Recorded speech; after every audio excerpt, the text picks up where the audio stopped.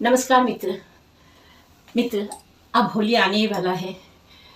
होली के बारे में आज कुछ टोटका आप लोगों को हम बताएंगे।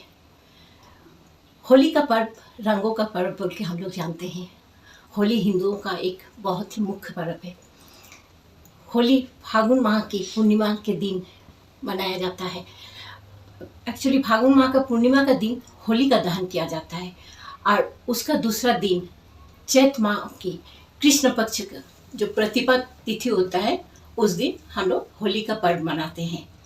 देखिए, कोई भी टोटका करने के लिए पूर्णिमा या अमावस्या का दिन सबसे अच्छा होता है। उस दिन किसी भी टोटका कीजिएगा तो उसका फल बहुत ज़्यादा मिलता है। तो चलिए अब हम आप लोगों को बताएंगे कि क्या टोटका करना है उस दिन। देखिए, इस बार 13 मार्च होली का दहन है और 14 मार्च हम लोग को होली खेलना है। तो होली का दिन कुछ खास ऐसा टोटका होता है जो करने से हम लोगों का जीवन का जो रेस है वो बदल जाता है।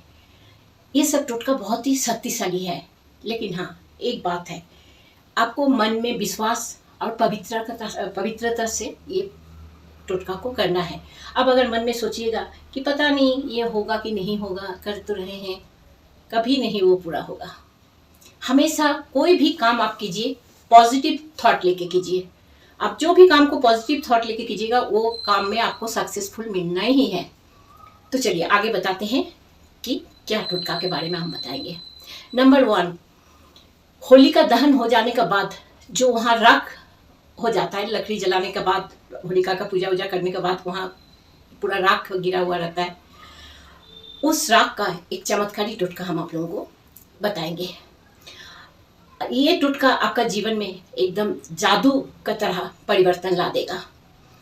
अगर आप अपना आर्थिक स्थिति को बदलना चाहते हैं या बहुत मजबूत करना चाहते हैं, आप जैसा परिश्रम करते हैं उस हिसाब से आपको पैसा नहीं मिल रहा है, आपका पैसा आ रहा है लेकिन ठहर नहीं रहा है, आपको लग रहा है कि मेरा पता नहीं ज़िंदगी बेकार है, ज़िंदगी में पैसा नहीं रहने से कोई सुख नहीं है, तो वैसा व्यक्ति को ये टोटका ज़रूर करना चाहिए और करके देखिएगा, आप 100% इसमें सफल होंगे।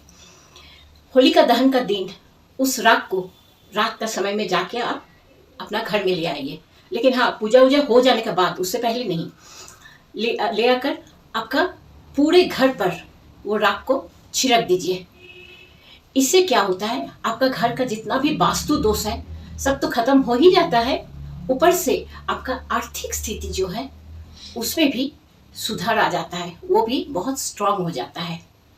नंबर 2 में है, यदि आपका घर में बहुत लंबे समय से कोई बुजुर्ग हो या बच्चा हो, कोई भी हो, बीमार चल रहे हैं, बहुत इलाज के बाद भी वो ठीक नहीं हो रहा है, तो होली का दहन का समय आपको एक छोटा सा काम करना है। आपको एक पान पत्ता को ले जाना है। पान पत्ता का ऊपर एक बतासा और 2 लौंग को रखिए। रख के जब होली का दहन होती है, जब जलता है वो अगजा, तो उसमें डाल दीजिए।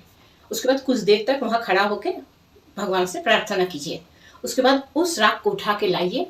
लाके जो बीमार इंसान है या जो बच्चा बीमार है उसका पूरा शरीर में वो राख लगा दीजिए।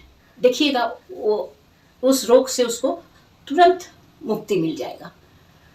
नंबर 3 है, यदि आपका नौकरी में प्रमोशन नहीं हो रहा है, आप जिस हिसाब से खट रहे हैं उस हिसाब से आपको नौकरी में तरक्की नहीं हो रहा है या आप नौकरी में सेटिस्फाई नहीं है, तो आपको एक छोटा सा काम उस दिन करना है। होली का दहन का दिन एक लाल छोटा सा कपड़ा ले लीजिए और उस कपड़ा में उस होली का दहन का बाद थोड़ा सा उस राख को रखिए। रख के उस कपड़ा को अच्छा से बांध लीजिए मौली से। उसके बाद उस कपड़ा का जो राख है उसको आप संभाल कर अपना पर्स में नहीं तो तिजोरी में उसको रख दीजिए। ऐसा करने से आपका आय में बढ़ोतरी होगी और साथ साथ आपका जीवन में धन का कोई भी कमी नहीं रहेगा। नंबर 4, जिन लोगों का कोई कोर्ट केस चल रहा है या किसी से बहुत ज़्यादा लड़ाई झगड़ा चल रहा है, उन लोग अगर होली का दहन का समय एक कच्चा आम, देखिए अभी कच्चा आम उठ गया है बाजार में, ऐसा नहीं कि होली का टाइम में नहीं मिलता है, आ गया है कच्चा आम। एक कच्चा आम ला के रखिए और थोड़ा सा गेहूँ होलिका दहन का समय अपना घर से वो कच्चा आम और एक मुट्ठी गेहूं ले जाइए। ले जाकर जब होलिका दहन होगा तब उसमें वो कच्चा आम और गेहूं को डाल दीजिए ताकि वो अग्नि में जाकर जल जाए। इससे क्या होगा, आपका जो कोर्ट केस चल रहा है या किसी से लड़ाई झगड़ा हो रहा है वो पूरा आपका खत्म हो जाएगा और कोर्ट केस में आप जरूर जयी होंगे। आपका फेवर में ही डिसीजन होगा। ये बहुत स्ट्रांग टोटका है।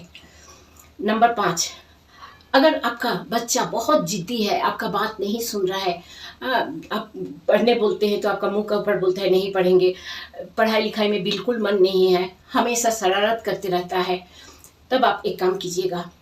होलिका दहन का दिन शाम के समय जब होलिका दहन होगा उस समय एक सूखा प्याज, एक लहसुन और एक हरा नींबू ले जाकर उस अग्नि में डाल दीजिए और भगवान से बोलिए, हे भगवान, आप मेरा बच्चा को थोड़ा सा सद्बुद्धि दे।